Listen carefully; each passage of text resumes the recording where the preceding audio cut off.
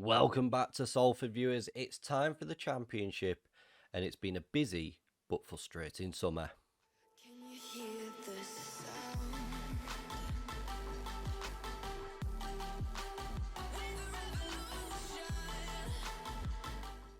So kicking off the busy summer signings then is a face that we all know, Mickey van Sass. He got released from Manchester City and we snapped him up on a deal for 2 years on £1,400 a week, and he will be our number one goalkeeper this season rather. We know what he can bring following his season with us last year. I'm delighted to have him in the building permanently. At the back, I felt as though we needed a bit of strength and depth, and we brought in somebody at this level of football who knows this level. Naby Sarr, he's joined on a free transfer from Stoke City, previously of Huddersfield as well, on a 2-year deal on £1,200 a week. He is age 30, but I still think physically he looks really good. 16 jumping reach, a strong player. Pace could be a little bit better, but good heading, good tackling, works hard as well. I think he will be a really, really good addition for us. And again, someone that can come in when needed. Now, we have a record break on our hands. We have smashed the transfer record to bring in Gavin Kilkenny in the centre of the park from Bournemouth. £975,000 we spent on him, rising to 1.1 million. That smashed the previous record of 250,000. 24 years of age, he has signed a 4-year deal here on £9,750 a week. A 3.5-star player, potentially rising to 4-star, but I think he will be a really good addition here. Looks very, very well rounded. Played 23 games for Bournemouth, so as I said, has plenty of experience at this level of football. Passing of 14, first touch of 12, good decision maker, works hard off the ball as well, good stamina, good natural fitness. I think he'll be a key addition here.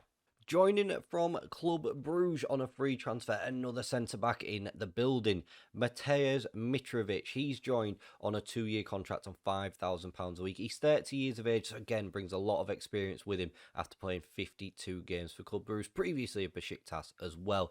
6'2", very good physically, looks decent and well-rounded mentally and technically. 13 heading, 12 marking, 13 tackling, good position at 13. I think he can be a real difference maker for us this season. At right back on £20,000 a week, that's not the deal he signed. He's got a match highest earner clause, which we'll get to in a minute, is Hernan de la Fonte. He has come in from Famalicão over in Portugal, 27 years of age, Argentinian, 3.5-star ability, potential to be 3.5-star as well. So probably he's playing at his peak, but I think at the fullback area somewhere we really need to improve. Good acceleration, good stamina, good pace as well.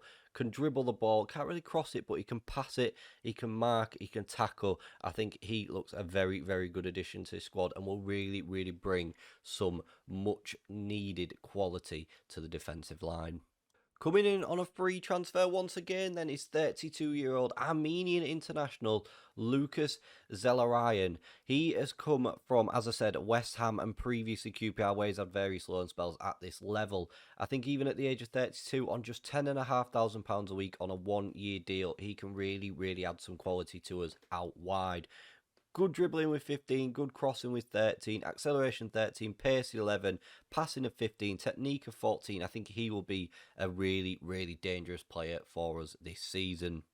And coming in from Atlético Nacional over in Colombia is Darian Mosquera, 32-year-old, but who can play at left back. But I think he brings a lot of experience with him. And again, he's got a 3-year deal, which takes him to the age of 35, but he's very cheap. We paid £86,000 for him on just £6,000 a week. I think he, again, can really improve this back line here.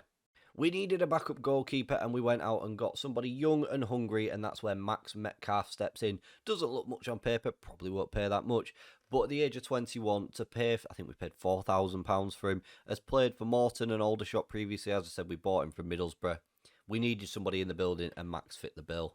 I felt as though we were lacking up top, and we have delved into the loan market for the rest of the season, paying £4,200 a week for Mika Bireth. He's come on loan from Stoke City, so won't be available every game this season as we take on Stoke. But good finish at 13, good composure, acceleration and pace of 14 apiece. I think he can make a real nuisance of himself. And 6'2" as well can be a danger from set pieces. Hasn't played for Stoke, but scored 8 goals in 34 for Plymouth and has 30 goals in 93 career appearances. And last but not least, the man who is the joint highest earner, forced up the match highest earner clause, is Layton Clarkson. He's come in on a free transfer from Liverpool at the age of 22 on a 4-year deal. I think this boy has really got something about him. First touch of 14, 15 passing, 14 technique, good composure, a decision maker, works hard for his team, good vision. Look at him physically as well. I think he will do nothing but improve. As I said, is expensive on the wage budget and meant that we now have 2 players on £20,000 a week. But for the quality that Layton will bring here, I think he could be a difference maker for us in this championship campaign. Only one noticeable outgoing, and that is Abu Adams. He has gone to Dundee United for £54,000. The rest are all just loans. Nathan Holland got released on a free transfer to Hearts as well. Just looking ahead to the season then, viewers, we have got one player in the Media Dream 11, and that is Finlay Burns, clearly the best player at the club. We are predicted to finish bottom, absolutely no hopers this season. If we can survive, I will be delighted. We kick off against Middlesbrough, who are predicted to finish 8th, so it doesn't get much tougher than that, but it will be a good test for us. And one final thing that has happened then is the Peninsula Stadium is set to be upgraded to 7,970 capacity, which will be finished at the end of the season. So we have temporarily moved to Langtree Park in St Helens, where we have a capacity available to us of 18,000. It will be interesting to see how much we fill it this season. We are away at Middlesbrough then. Let's travel to the Riverside Stadium and see if we can pick up 3 points and upset the championship. We retain the same formation from last season, which served us so well, and that means the first start 11 at the championship is Van Sass in goal, a back four of Mosquera, Mitrovic, Burns and De La Fuente. That means 3 out the back 4 are new. Clarkson in the defensive midfield with Kilkenny and Walsh in front of him. Zelryan on the left, Sinclair's on the right, and Barrett leads the line for us today. How many debutants have we got there? 7 debutants in this starting 11. As I said, it's been a busy summer. It was frustrating as well because we couldn't get some of the transfer targets that we wanted. I don't think the reputation of the club is where we want it to be yet to attract bigger names, but I think what we've got in is exactly what we needed, and we have improved the squad, which is key. I would like to bring in another winger and maybe another central midfielder as well. Let's go get this championship campaign kicked off. Here we go then, the game is underway, and as I said, we are looking to upset the championship. If we could get a point here, I would be absolutely delighted. I'm not expecting anything. Middlesbrough are certainly going to be a tough team to face, and the first out does go to Middlesbrough. We are in our black away strip today. Chuba Akpom plays it out wide to Kenny on this right hand side. Can we defend here? Zelryan wins it back. He gives it away. And the cross. His touch was just taken away from him. The cross came from Kenny into Bundu, and we are 1-0 down after 17 minutes, and welcome to the championship. John Joe Kenny kept the ball really well. Zelryan was unlucky to lose it. He got the cross in, and Bundu did the deed for Middlesbrough at the far post and put them 1-0 ahead, and the Riverside Stadium is bouncing. We need to be careful as well that we don't concede lots and lots of goals here today. I think if we can get away, if we lose 1 or 2-0, it's not the end of the world. If we lose 3, 4 or 5, it becomes even worse and it shatters confidence on day one. Sinclair's in here though, takes it to Barrett, and it's cleared away. If we can score though, it increases confidence. Even if we get a goal, I think it just helps even if we still lose. That's what worries me this season, though, is how much of a class difference is there going to be. As Chuba Akpom forces a good save out of Van Sass. 35 minutes gone. We've not seen many highlights this game. We seem to be holding our own, but fingers crossed, as this season goes on, we can settle into this league. I don't think we've done too bad, really, but we just need to be careful that we don't let standards slip as Phillips goes. Close there, but there is going to be obviously a big gulf in class, and what we need to be careful of is that we don't just find ourselves cut apart.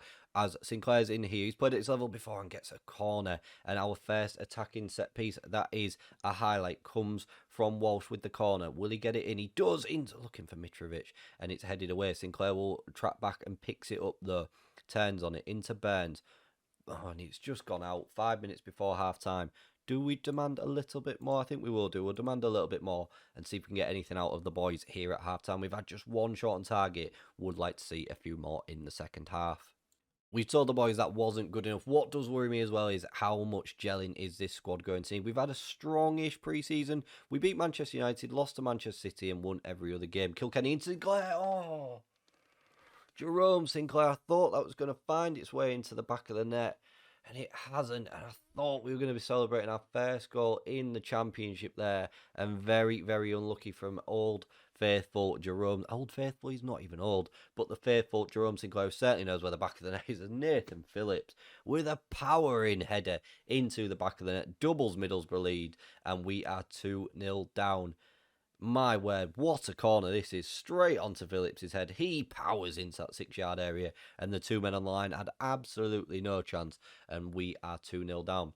Bareth gives the ball away really, really easily there. Tavernier picks it up for Middlesbrough. Davies in the net. Can we find anything with 30 minutes remaining? I would like a goal if possible. Jensen for Middlesbrough gives it back to Phillips, the goal scorer. We need to just chase the ball down here. I'm hoping that the players that we've brought in aren't going to let us down this season. As I said, the quality difference between the Championship and League One is massive. And 2 years in the 2 years in League One hasn't maybe given us enough time to build a squad that's good in. Oh, Tavernier makes it 3. Build a squad good enough that's to compete at this level of football, because we do still have some of the League Two players, and that is and was playing in the back of my mind in this summer transfer window. Corner, what will we do with it? Walsh will take it, looking for Mitrovic. Oh, and it's off the underside of the bar. Mitrovic almost with a goal. His debut is denied by the woodwork. Oh, that's so disappointing. I thought we were going to break the deadlock. We haven't, and it remains 3-0 to Middlesbrough. Would this see us go bottom of the table? It would, join with Reading as well, who have also conceded 3 goals to Fulham. It's certainly going to be a tough league. As we know, we are not the favourites. We've had 15 shots in this second half, 4 on target. So we have certainly improved, but we've also conceded 2 in a minute as well. I mean, 57, 58 minutes. It didn't take long. Middlesbrough blown us away there, though, and shows the quality that are in this division this season.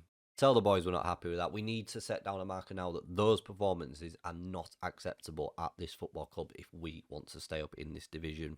So after that opening day defeat, then, viewers, where shall we come back? We'll come back for the Portsmouth game in the middle of September. We'll get the first international break out of the way. We'll get the transfer window over and done as well, and see if we can pick up any points on that road to Portsmouth. Millwall at home could potentially be a point. Fulham away is going to be very difficult. QPR at home could be a point. Coventry, they're the sort of teams, no disrespect to Coventry, that we need to be beating. But if you have enjoyed that, viewers, please don't forget to smash that like button for me, share the video around, and subscribe to the channel for more content. Thank you very much for watching, and I'll see you again for more next time.